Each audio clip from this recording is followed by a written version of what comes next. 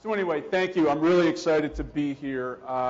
What I'd like to do is, in our first bit of time here together, is just cover what the generational differences are, and specifically what it was like for millennials growing up. How many millennials do we have in here? Don't believe the rumors that we hear about them. Because they're quite engaged, and we're going to talk about, touch on how they got that undeserved reputation. Talk more specifically about Generation Z, which are the folks that you're working with right now, 0 to 20 years old. And then what I'd like to do throughout the presentation is stop for about 3 to 5 minutes and ask you all some specific coaching questions to help generate some conversation and hopefully speak to your intuition. You're going to see a lot of things here at the end when we talk about intervention strategies that you already do. You do it quite naturally. You may even be aware of some of this research, and so hopefully I'll be able to give you some help and support with that as well. So these are our goals for the morning. It's an ambitious agenda. I had 59 slides in, 90 minutes, and I think we're probably down to 80 minutes at this point. So I'm going to be relying on Paul to move these through as quickly as possible. Before we get into any specifics, what I'd like you to do is just, we're not going to have a conversation at this point, but to take 30 seconds and consider these questions.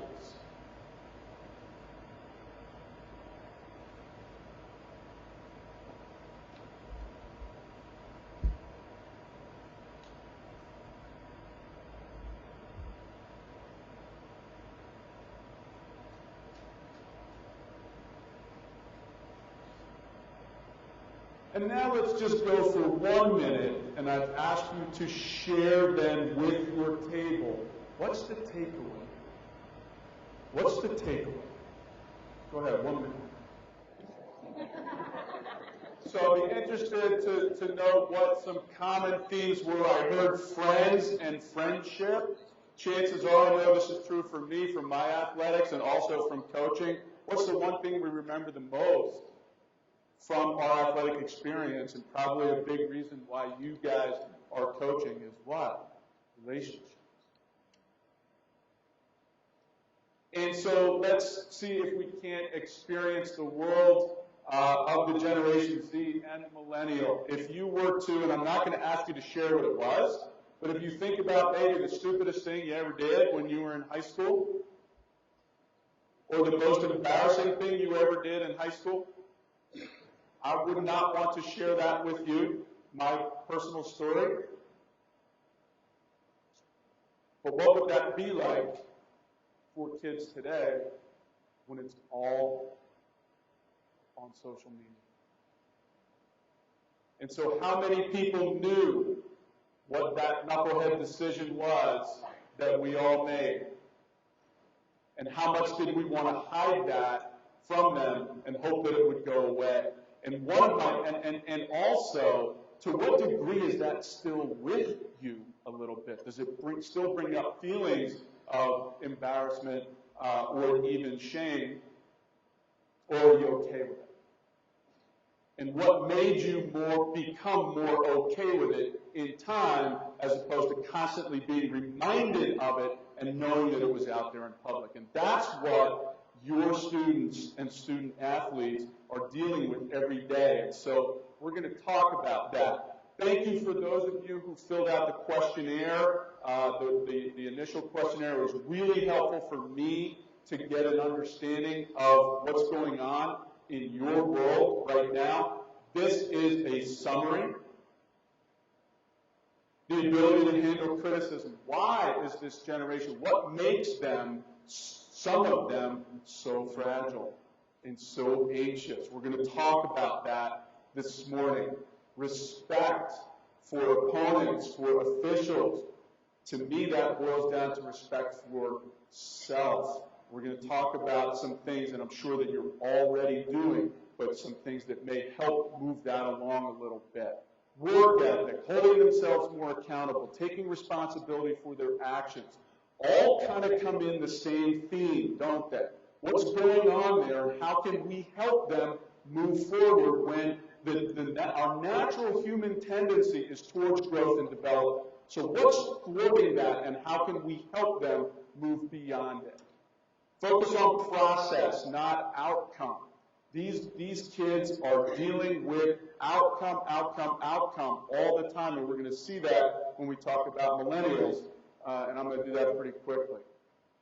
Self-motivation, we're going to look at some motivational constructs and how you can see what you're already doing really well, and some things that you might be able to do to encourage more of an intrinsic motivation as opposed to the extrinsic motivation. And then how do we help them enjoy competition, and how do we enjoy competition as well? A lot of that, I think, has to do with self-worth. If I win, I'm a good person. If I don't, I'm a bad person. And the kids that I work with, when I ask them, what's the one question you get when you're telling a non-athletic friend that you're competing or that you just came from a competition?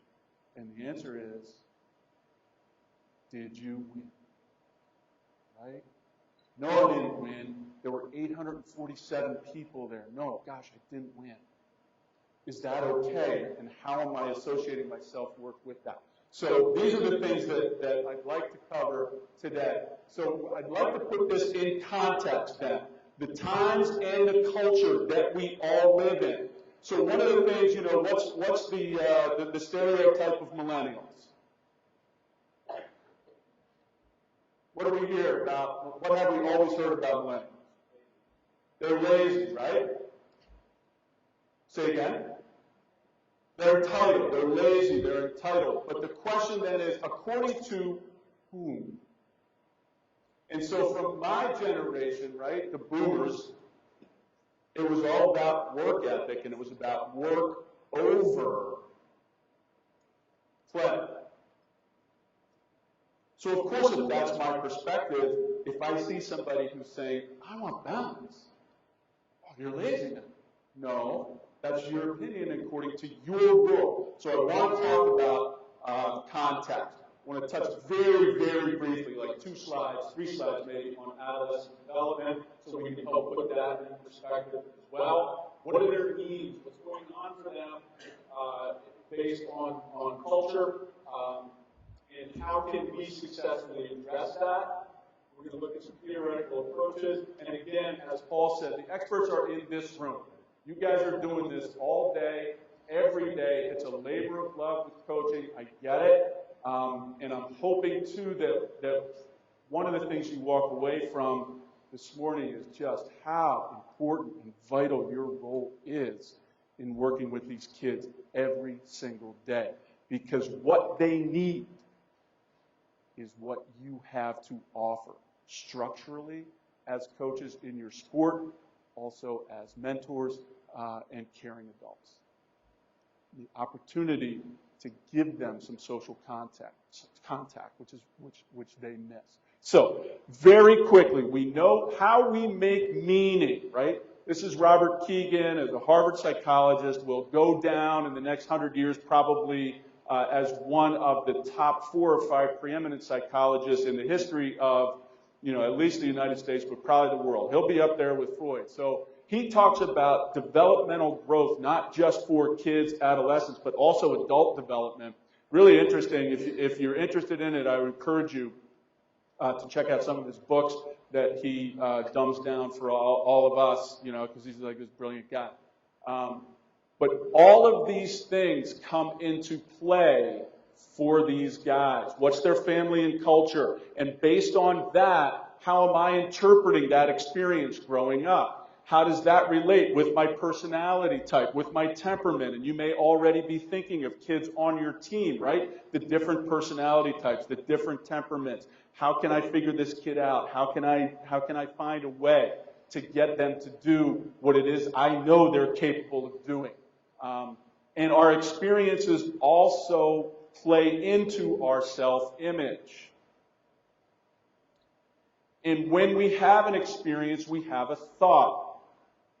We have an interpretation of that experience. That's our choice, that interpretation. How can we help kids interpret it a little bit differently? Because what we know is that we have a thought. This is a human experience. I have a thought, and it leads to an emotion. And the emotion leads to the behavior. So how can we get them in their thought to maybe interpret something a little bit differently so it doesn't lead to a debilitating emotion that leads to a frustrating behavior that you see every single day? We know that adolescents develop at different rates and different paces. What Keegan says is that development all the way through adulthood, we look at things on a plateau. So we're in this developmental milestone, and then we start to grow and we pop. And so it goes vertical up to the next developmental stage, and then it comes right back down again. And then it pops up, and then a couple more strands pop up. And then it comes back down again. And then when a couple more pop up, we go horizontal. And now we're on the next stage of growth and development. So when you're working with your folks, where are they? Is it one strand that's popped up and you say, oh my God, look, there's some maturity in there. I see it. Oh, went right back down. But that's where they are, and how can we be in a good enough place to understand that, right? And so one of the things that we won't touch on today, but that's really important, is self-care for coaches. You teach all day long, you coach, and it's not just, it's not at 5 o'clock or 6 o'clock. We all know you're not done, right? You're going, and you're going into the weekends, and it really is a labor of love. So this is what Keegan says.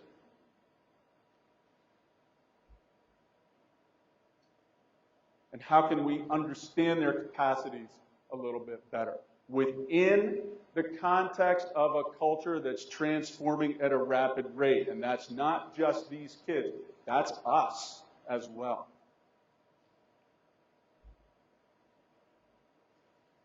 And so before social media came into play, older generations had time. They had years to get used to the changes and the trends. That's not the case for us because social media is there. It's present every single day. And so what this I generation, Generation Z, and to a certain extent the younger millennials have brought to us is, I got to change, and I got to change now. And that's not an easy thing to do. So, very quickly, silence and traditionalists. That's what Brokaw said was the greatest generation. 28 million of them. They went through the Great Depression. They went through World War II. They went through an economic boom. I don't know if any of you have any of the greatest generation in your family right now that are still alive. My parents still recycle tin foil. When they're done, they fold it back up and put it in the drawer to use for another time, right? And so that's the silliest thing I've ever seen. But for them, it makes perfect sense. The boomer generation, civil rights movement, Vietnam War, boomers actually were the first generation that said work over play. There's a lot of good benefits that came from that, but there's a lot of things that hurt the boomer generation as well, and we could certainly, if we want to look at the foils of society, we'd say, it's the boomers, it's you guys. You screwed everything up. Look at what's happening. Generation X was the first generation that thought perhaps I'm not going to be better off than my parents. We're going to talk specifically and very quickly about millennials, and then I want to get into a little bit more detail about Generation Z, and then we'll take a break and then talk about what we can do to intervene. Okay? Does that make sense? And this is what we're looking at in Generation Z. In 2 years, there are going to be 84 million people. And very shortly, 25% of the workforce. And so millennials, there's a book out, he refers to millennials as human capital. How do we upgrade the children? And that's basically what we try to do as a society and as parents, and this is what they were told.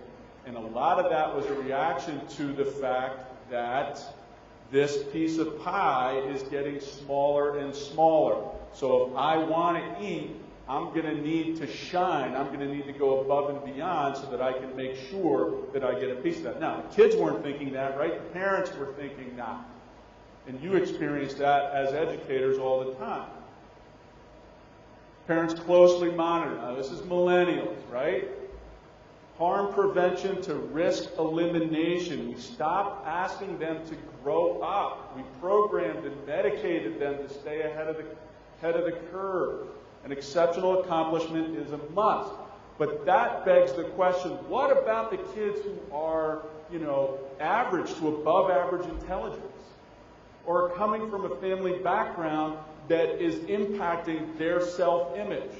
What about kids who have developmental delays or challenges? How are they responding when they're seeing their peers jumping ahead and they're not able to? What's happening for them? And so the world of a millennial, a college degree, is no longer is a prerequisite. It's not a starting point like it was for me. I got my college degree, I'm set. It's never ending for these guys. Student debt has exploded. There's a changing job market. And the job only lasts for so long, generally speaking, right? So they're constantly having to reinvent themselves. So it's all about outcome. It's all about results. And if we look at motivational theory, when we're motivated extrinsically, it only lasts for so long. Fear motivation only lasts for so long. Salary only gets us so far. It's got to become intrinsic. What do I want for myself? But what we said to the millennials basically was, it's about your outcome. What's your AP? Are you taking AP courses? What's your SAT or ACT score? What's your grade on this test? Did you win? Outcome, outcome, outcome.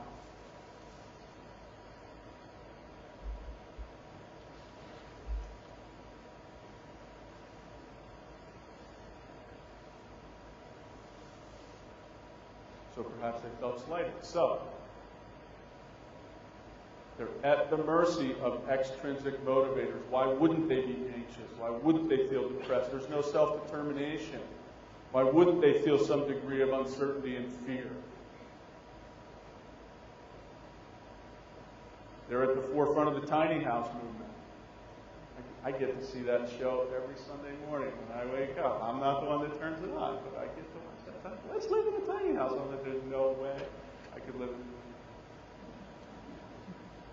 Is it any wonder then that they want intrinsic things? They want work-life balance. They want more vacation time. They want. And they know they're right for the job because we've trained them really well. Is the job right for me? Are you going to be able to meet my needs? My generation interprets that as entitlement, but my generation was the me generation. But we don't get a hard time for that. We're kind of the ones that started, right? In the 70s, we're the me generation. To sum up with millennials, lots of strengths, lots of gifts. What are things that we could do with the younger millennials and as this Generation Z, right, starts to transition? Because certainly it's not like in 1997, all of a sudden there were no more millennials, right? It was just Generation Z. Are there things that you can apply here to your teams? Of course. Things that you're already doing in lots of ways. Generation Z, these are the folks that you've got right now. They're 0 to 20 years old. Born in what? 1997, 1998. And this is what's happening in the homes. And this is dealing with the result. So we can fight that, or we can understand it and find ways to work with it. If you Google Generation Z, the things that pop up, 8 out of 10 of them are from marketers. And so one of their things was, if you're going to market to this generation, 5 words in a big picture, or you've lost them.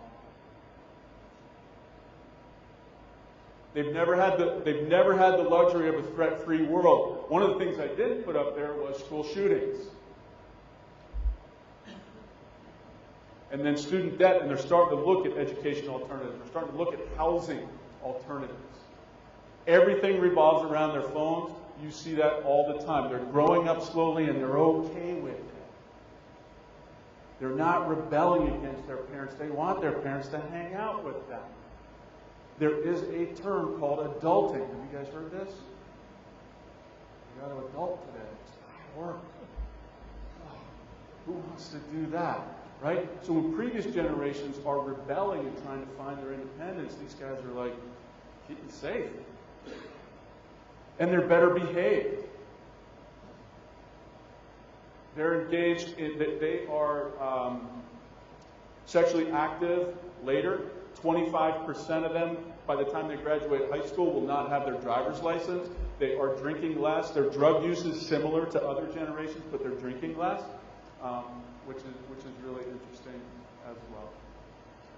Why would they be better behaved than previous generations? It's a scary world. And when I screw up, I'm on TV. Let me hang out with mom and dad a little bit longer. I want to touch very briefly, too, on self-regulation skills and social emotional learning, because this is being thwarted for these guys. Why? Basically, I would argue, and other folks have argued, pretty intelligently, that it's because they're phones.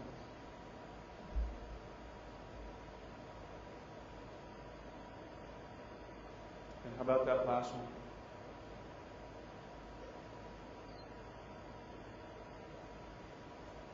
Five words in the big picture. So they're insecure and they're unsettled. Is it any wonder?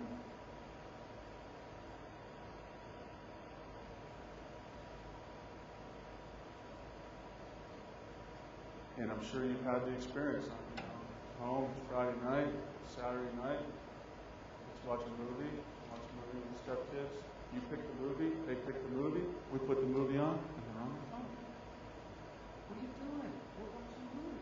I am watching. Okay. But neurologically, that's not possible.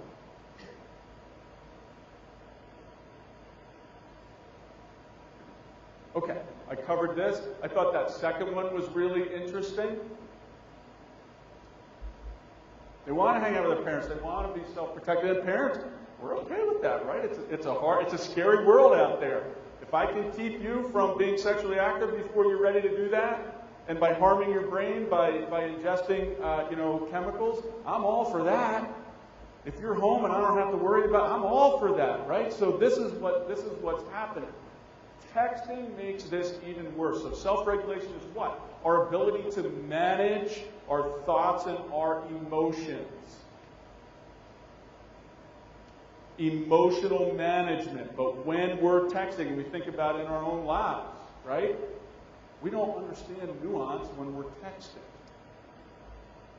And we interpret a text a specific way that may not even be meant that way.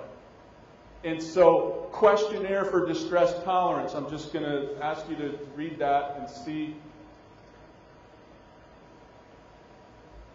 if you see any of your kids there.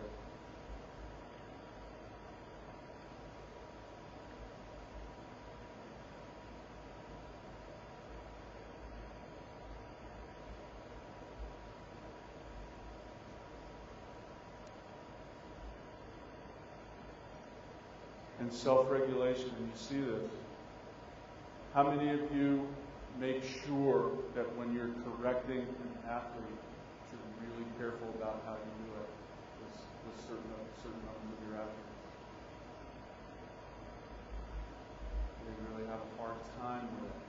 One great thing to do that I'm sure many of you do is to sandwich it. Hey, love your attitude, love your effort here. Need you to do X, Y, and Z. Know you can do it. Come on, let's go. So we sandwich it. Positive, the correction, the positive. Now I'm a little bit more willing to do it.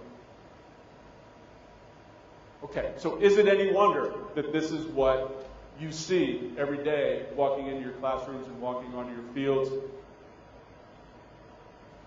in your gymnasiums?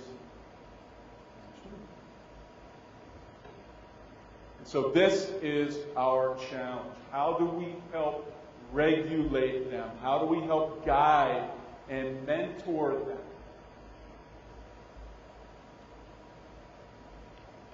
When society is hindering them a little bit, as adults we can be complicit with that, certainly as parents. And then we're looking at just normal day-to-day adolescent development. Of course they're unsocialized and self-interested. Of course they need behavioral limits, and they're going to push against them every step of the way, generally speaking. This group, at least with their parents, not so much. So, what I'd like you to do is let's take about 3 or 4 minutes, get with your tables, and I encourage some conversation. What light bulbs have gone on for you? What have you been reminded of that you already do well on behalf of these kids? So let's just take 5 minutes to do that. All right, so experts are in the room, spot on.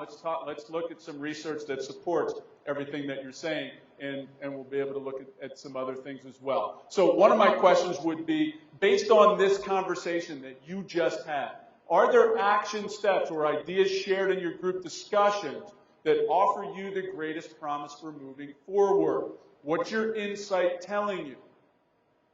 You may already be formulating some ideas and plans. What are the possibilities for that? And what are the greatest obstacles? I encourage you to challenge yourselves and each other to ask these questions. And when we look at the obstacles, what do we need to do then? How can we move through them, or get around them, or live with them? Okay, so we need to or want to balance solutions with acceptance. We know where it comes from, but we know what we need to be doing here to help guide and mentor them. Mindset, is that happening in your schools? It's really important that it does. So I want to talk about mindset, and these are ways that I think you can help. And back in that group there, some great conversation about how to self-regulate the kids. We'll talk about achievement goal theory. In other words, are we looking at process or are we looking at outcome? And self-determination theory, which I touched on a little bit, which is the motivational continuum. How can we set up or continue to build in our programs things that foster intrinsic motivation? And then some positive psychology interventions that help raise subjective well-being. And we know when subjective well-being is raised, we're much more likely to perform better and have higher well-being and interact with other folks. If you think about a time when you felt really joyful, felt really good, you were probably more likely then, after that experience, that joyful experience, to engage other people or to engage the world, right? Positive emotions build on other positive emotions. And when we have the experience of feeling sad or depressed, we tend to come in, right? So how can we help them come out? And there are certainly some positive psychology interventions that can help with that. Okay, here's mindset. Carol Dweck she's a professor out at Stanford. She's been doing this research now for decades. It's really starting to take off in the school systems. So I want to encourage you guys to look at that. She wrote a book. It's really easy to read, and this is a really basically a simple concept. Costs you $10 on Amazon. I really encourage you to get it. It's called Mindset. Basically, and this is learned, and she says, okay, so we learn to either be fixed in our mindset, in other words, when we're presented with challenges or obstacles, we can look at it from a fixed standpoint. I'm smart or I'm dumb. I can or I can't. I'm talented or I'm not talented. And by the way, this research originated with intelligence. Is intelligence